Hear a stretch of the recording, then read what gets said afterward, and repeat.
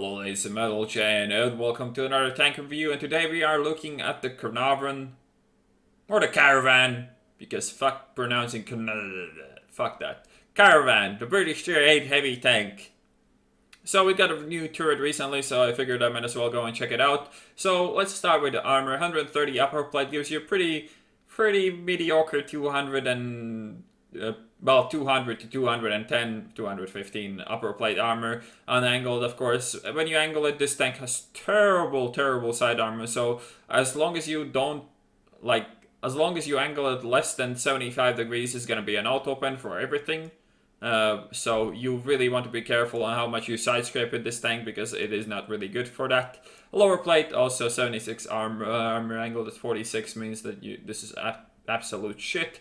The turret, however, the new one, I mean, it's alright-ish. I mean, it's kind of flat in a lot of ways, but it has some pretty good zones here as well. And if you use all your gun depression, which you do have a lot of, we'll talk about that obviously later, but if you use all your gun depression, I mean, still, on the flat zones, the armor isn't great, but it is definitely something to be reckoned with. Like, your turret is pretty good. It's just hard to hide this huge ass fucking hull, and your lower plate is much harder to hide, especially if you peek like over the side. Like, these kind of angles, people always try to shoot either this part or maybe the lower plate junction. So, you know, the turret isn't actually bad once you use your gun depression. Without using the gun depression on the flat ground, though, it is pretty mediocre, with this being not a very strong armor zone, as long as, you know, the people don't shoot it into too shitty of areas. Then we have this cupola as well that is not very tough either, and the side armor, the top armor and the ass armor is absolute trash. 17 on top, 50 on sides, and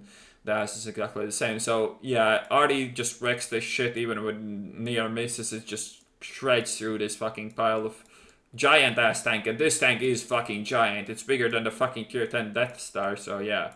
It is not very hard to hit, and it does get wrecked by Artie pretty damn hard. Then again, that being said, let's talk about the gun depression and then go into the, come on, gun depression load in. Alright, I guess we'll do without it. I guess the depression is -10 frontally and 6 to the back. Even though the shit didn't even load in. Anyways, let's go into the replay. And here is the replay, playing highway and playing in a really heavy tier 10 game, so pretty unfavorable matchmaking for me. But as always, before we get into too much action, let's talk about the stats. So 1600 health, rather healthy for a tier 8 premium, tier 8 heavy tank. 400 meter view range, obviously very nice. Top speed forwards 34, top speed backwards 12, power to weight 13.54. And the terrain resistance is rather poor, even compared to something like the Tiger 2, which I'm going to be comparing this with, as they are rather similar. So the turret traversed 36 degrees and the tank traversed 24 degrees. Not very great traverse there. And when it comes to the gun, this gun is really weird at this tier. So you have a really bad base DPM of 763. It's pretty much between the Love and the Tiger 2, which is really bad. To top it off, you have only 230 alpha damage at tier 8 as a heavy tank, which also is pretty damn fucking bad. You have 226 penetration. Rate of fire, I mean, it's 7.69, but stock values and reload gets down to like 6 point something seconds, I assume, like 6.7, something like that. And the aim time is 0.2 with the accuracy 0.34. And the soft stats again on the turret traverse and after firing are worse than on the Tiger 2. So in this game, one thing I realized that I don't really want to go to the city, because this tank is really bad. As you saw, the armor is extremely bad once you're not hull down. So any chance you have to go hull down in this tank, you have to take it. The best positions in this tank are always going to be the ones where you can go hull down, and it seems that we will have a better chance to do that on this side than on the other ones. So obviously we ended up going to the field with a bit of a delay, just because we saw we didn't really have a lot of backup in the city, and I didn't really want to die for a lost cause. So going this way obviously might be extremely risky, as well as Artie might just one-shot me here, but you know, I'd rather take that chance than facing something like an E100, but then again, the E100 is here still. The equipment of choice in this tank is obviously rammer, vert stab, and I actually prefer coated optics over ventilation. The view range of 400 means that with coated optics you're pretty much 450, which can be really useful in a lot of maps, and the minor impact of the performance that ventilation gives you, I think, is not really worth the drop in view range here. So yeah, optics definitely, in my opinion, better here. So when we compare this to a Tiger 2, the main difference here is that this turret is way better than the Tiger 2. The hulls are pretty similar of the Tiger 2 and this, and the speeds are also rather similar. This has slightly better power to weight, but the Tiger 2 is better in the soft stats. Well, to be fair, this is quite in front of the Tiger 2 in the mobility when it comes to power to weight, but the Tiger 2 goes faster in straight line whenever it can actually reach that speed, mostly downhill or maybe on like a actual proper road. But other than that, the Caernarvon is really reasonably similar to the Tiger 2. It has worse DPM and arguably worse gun in any really aspect, which obviously doesn't go well together with that. It has better aiming time, but at the same time, I mean, gun that hits this low, I mean, should have a better aiming time.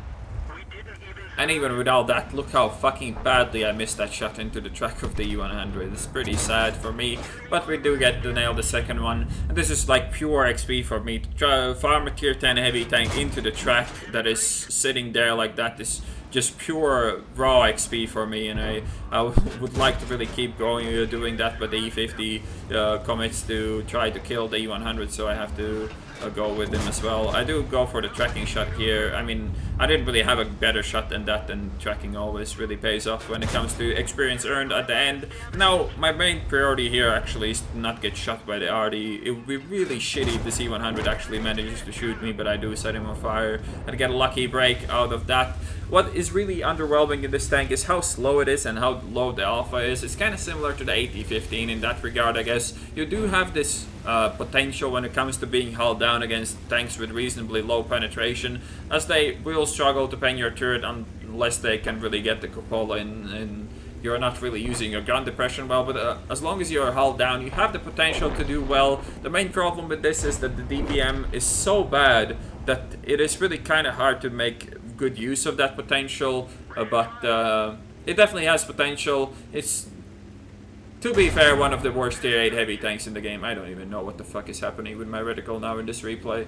It's better than tanks like the Love, some other premiums. It's kind of on the level of the T-34, I would say, but it really struggles to deliver its potential most of the time because the games are just not long enough for this to do the damage it wants to do, and also you're gonna find yourself having terrible trades against tanks like the IS-3, the IS-6 and all that shit if you try to play aggressive. So this tank is also better at passive play, and look at this shit. Like, having to shoot an RD 1 tier higher than you 3 times is so fucking bad. I mean, I'm obviously lucky that he was like literally AFK here, otherwise I would be so fucked here, it wouldn't even be funny. But now we have a perfect position behind the corpse of this RD, and we should be able to make a full out of this IS-7. I need to go for the tracks here, and he does miss his shot on the move. Not really sure why they even shoot me on the move, but we try to go for the same track that we already shot him in, and that was not a very well aimed shot, but it did the job. So now we should have an easy time with this guy, and this is a really easy penetration for a gun of this penetration.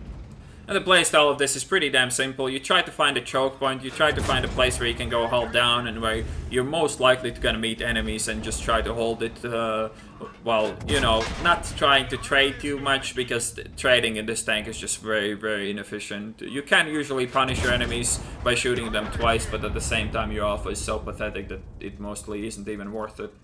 And that was the game. Managed to take a pretty good abuse of those tier 10s, the E100 and the IS-7 at the end as well. Doing the tracking also gave me quite a lot of spotting. So Ace Tanker, 2,147 experience earned, 3,006 damage done, 2,228 damage assisted, 1,400 base experience, well, 1,431 base experience with 3 kills as well.